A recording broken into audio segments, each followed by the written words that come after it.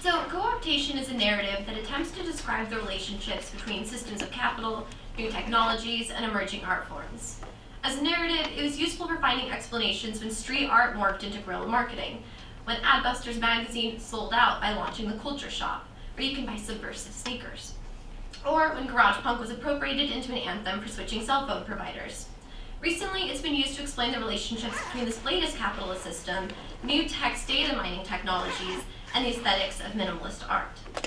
Minimalism is almost a blanket term these days, but it refers to an artistic movement that developed in the United States during the 1960s and 1970s. Carol Strickland's description of minimalism is a broad summary that misses many nuances, but it's a useful starting point. According to Strickland, minimalism attempted to jettison both personality and consumerism from its forms by reducing expression to its essential conditions. Artists like Donald Judd and Robert Morris defined essential conditions as the expressive object's internal relationships, meaning its basic materials, the proportions of those materials, and the arrangements of those materials into simple geometric figures, like lines and planes. However, essential conditions often also included the object's interactions with external elements, like light, space, and the viewer's changing positions within that surrounding space. So I always like pictures of people in it, because I think it highlights this external element that people often ignore with minimalist art. Minimalism emerged from the visual arts in tandem with technologies that made it possible to collect, store, and retrieve data on an enormous scale. Hahn and Comber's data mining concepts and techniques includes an evolutionary tree of database technology. Warning, there's a really clunky quote coming ahead.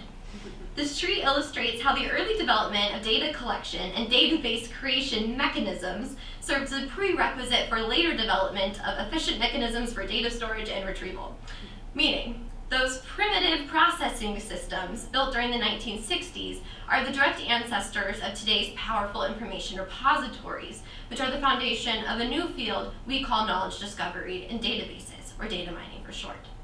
So a minimalist compressed artistic expression into essential conditions. Computer scientists were building tools that would later extract succinct or abstract trends, patterns, and relationships from large data sets. Throughout this talk, I will point to marks of shared purposes, familiar designs, and principles that allude to a convergence between text mining and minimalist art. For example, while Donald Judd was experimenting with his vectors of freestanding boxes, Westinghouse was experimenting with vector processing. They fed the machine a large database in the form of a vector. I'm sure a lot of you are familiar with the concept of a vector, but for those of you who may not know, that's a collection of elements that are all of the same data type, arranged sequentially so that you can go in, they're all indexed, so then you can go access each piece of data based on their unique location in that index. Notably, the art and science of Java asks readers to imagine vectors as a sequence of boxes, which you'll eventually fill with a piece of data. The central processing unit decoded a single set of instructions and then fed them to co-processors that each worked on a different data point, i.e. a different box in the vector of data. This design allowed new supercomputers to instantly apply single algorithms to large data sets.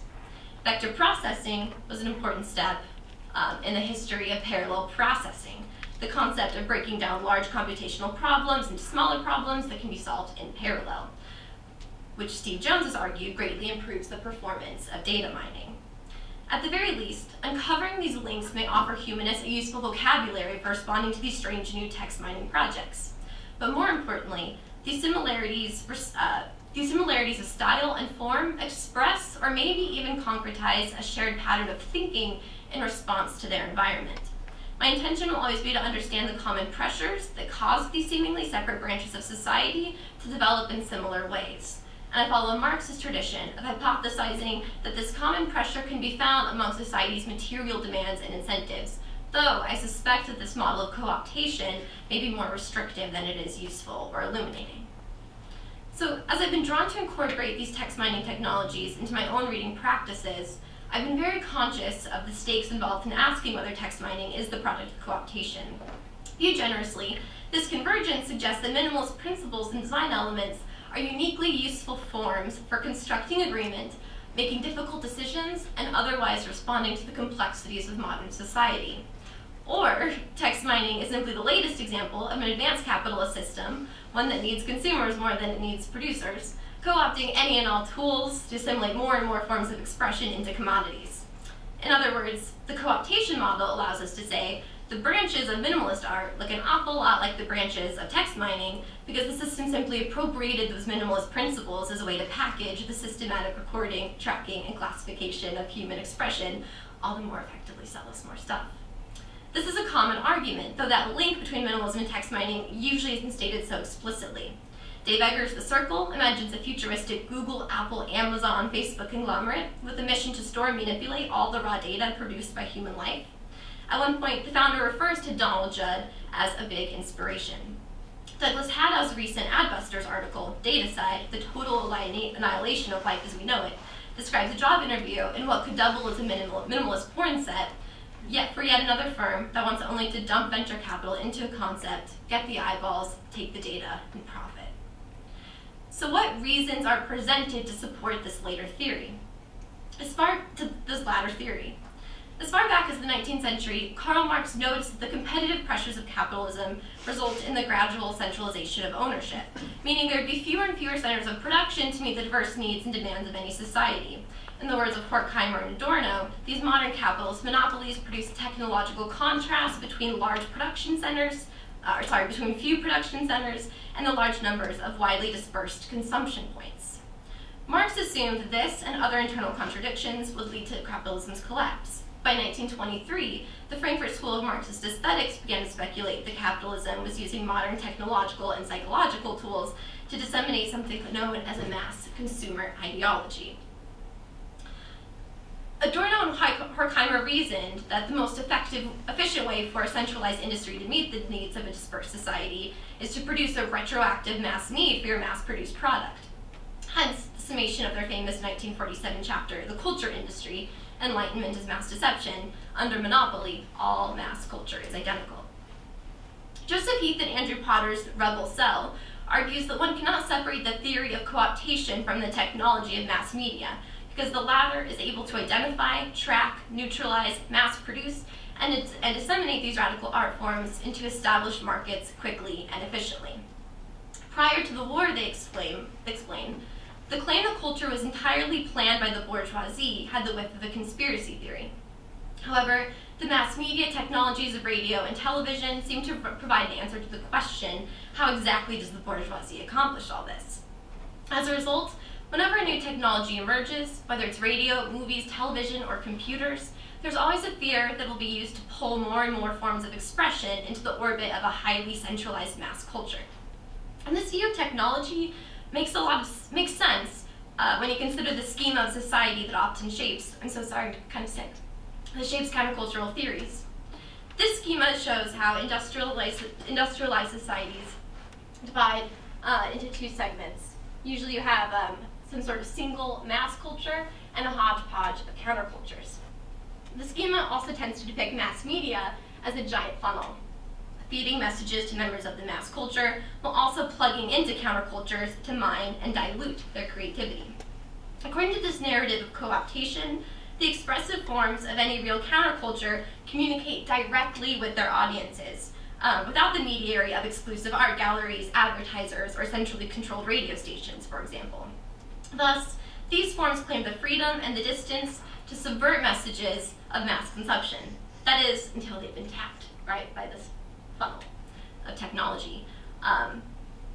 So unfortunately, so the theory is, right, that this goes through, you're having multiple chains of distribution, right? So now you're going through publishers and all the other forms of chains of dissemination that you have that are involved in technology.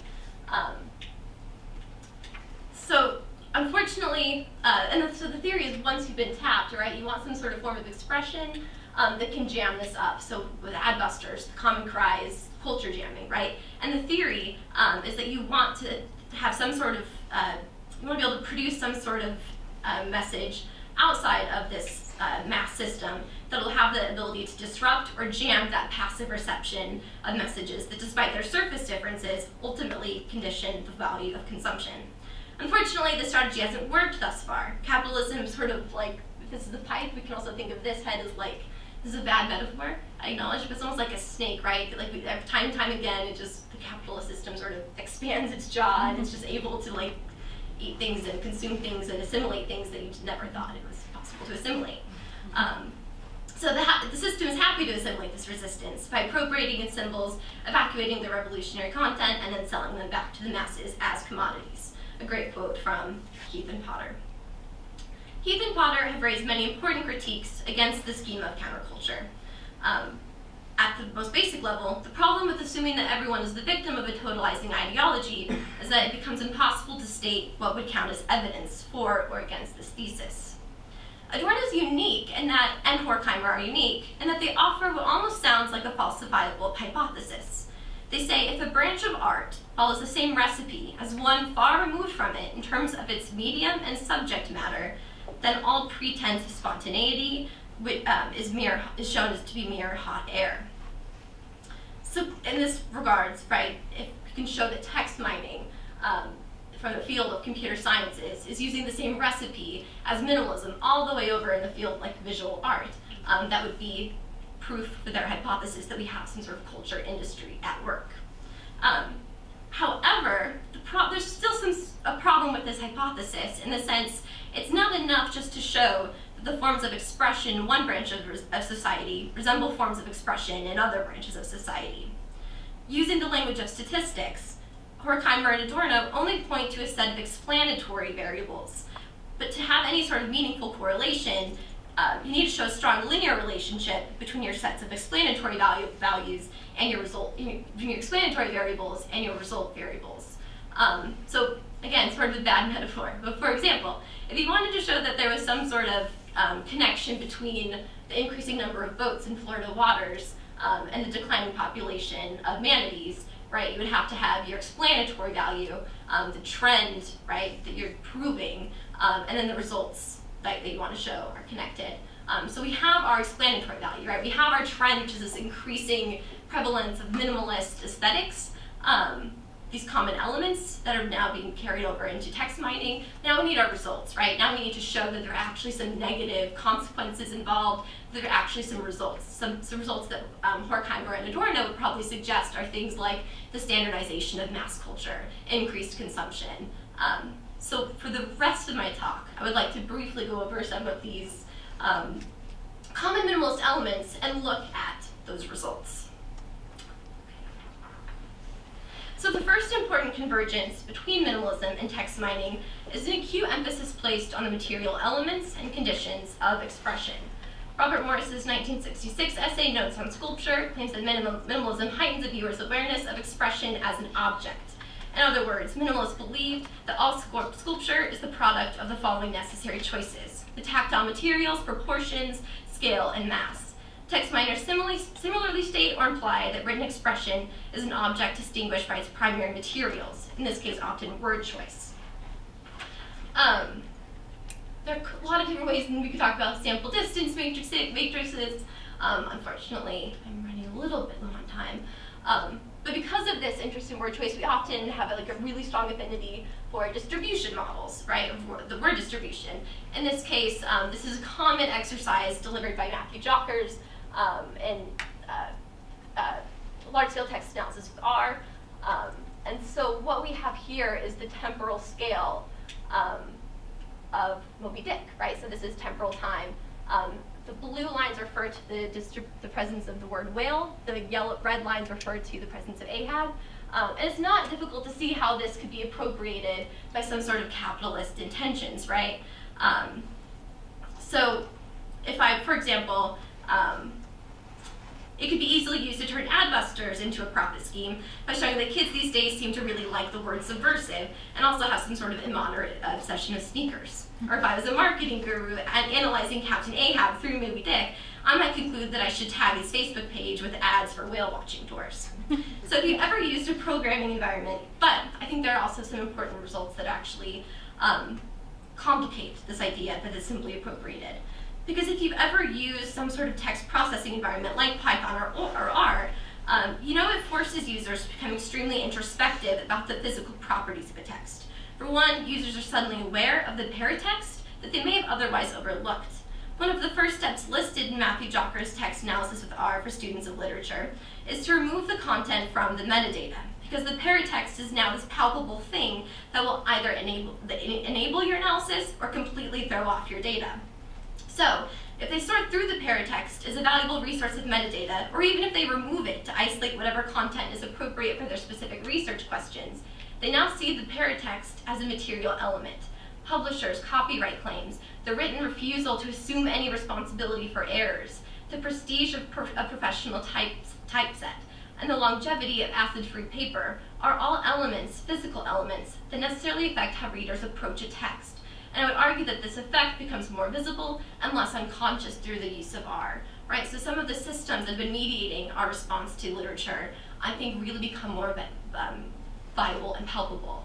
And ultimately, this doesn't dilute our senses or make us sort of like these, these herded cattle. I think it makes us more conscious of the ways in which communication has always been mediated for us. The second important convergence is this pursuit of literal or autonomous forms. So many artists initially struggled to recognize the minimalist forms emerged from anti-consumerist attitudes because they were made in factories, they resembled the standardized products of mass consumption. However, Morris defended the style as a sincere anti-illusionism.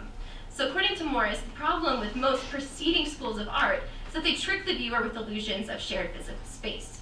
The art forms we typically call mimetic trick the viewer by pulling her into this naive representation of a world that doesn't actually exist. For Adorno, the sitcom became the worst offender of this mimetic illusion, offering a form of sublimation, or rather the deferment of happiness, by pulling them into a fiction much more pleasant than their actual lives. Some art forms acknowledge that the worlds they reveal do not and cannot refer to any physical reality, so instead they pull the viewer into the fanciful minds of their creators or central characters. But like many other critics of their time, Morris recognized that this sensation of being pulled into the work of art is only an illusion pushed onto another illusion. In actuality, the viewer is projecting himself into the artwork, constructing its context based on his materially conditioned presuppositions and expectations. So if you've ever been in the presence of minimalist art, you may recall how strange or even frustrating it feels to be kept on the outside of this work, right? You can't be pulled into Judd's cubes or project yourself into them. Now, according to Morris, some modern or postmodern forms recognize the dangers of illusionism and responded by dematerializing themselves. As you may have already inferred, Morris considered this response insincere. According to Morris, expression should not dematerialize itself, but rather it should constantly be upfront about its own material nature. Through this sincerity, the audience would always recognize the art as a construct, though a construct with a material basis, a material process of production and distribution, and a material force. So it's for this reason that Michael Fried described minimalism as the expression of a general and pervasive condition marked by its seriousness. So rather than pulling us into a fiction, the distant readings of Franco Moretti, I think similarly, are keeping us on the outside, surface level of the text, where we can actually start to see some really interesting measurable properties of its production and its reception. So one of the maybe more famous examples would be the rise of the novel, right? This isn't bringing us into any fictional environment. What it's doing is it's showing us, in a very minimal way, the increased production of the novel since about the 1700s. Of course, this argument can, again, about the autonomous quality of minimalist art can also be appropriated by the centers of consumer capitalism to make certain literary or cultural trends and patterns appear natural or inevitable outside the control of the audience. This critique is most warranted when the technology itself stands outside the full control or the full grasp of the audience. I think the Google Ngram viewer is a great example of this. In large cases, this is really a black box, right? We don't know how the corpus was constructed. Ted Underwood has done a lot of really interesting stuff, right? Maybe no one knows actually what's involved, what's in the Google Books corpus. We don't know how they normalize their data, and you'll get these really fun messages every now and then, right? Like replaced co-optation with a different way of spelling that. Not as problematic as, for example, here, when it's case insensitive. Actually, I'm missing that graph. But importantly, right, so we have this sort of black box. And just to wrap up, because this is actually where I do think that we should be most conscious of the downfalls of some of this technology. In some of my studies, I'm looking at charting character entrances, and I came across this lovely episode of I Love Lucy where she actually physically gets into the television. I don't know why they thought technology, it's a really weird understanding of how television, the whole concept of the box. But she gets inside the box, and what's interesting is I think this is really a great example of how we have to be trained to use technology, right? Lucy's trying to adopt a really active role with this new technology. She's trying to act out what she sees in the television. And what this is telling housewives who are watching at home is this is not the appropriate venue, right? The appropriate way to actually engage in this technology is to be on the outside of it. I think the Google Ngram viewer is doing something similar with large-scale text processing, telling ordinary people, leave that to the smart people at Google, right? The really well-paid people. Thank you. If you have any questions. Thank you.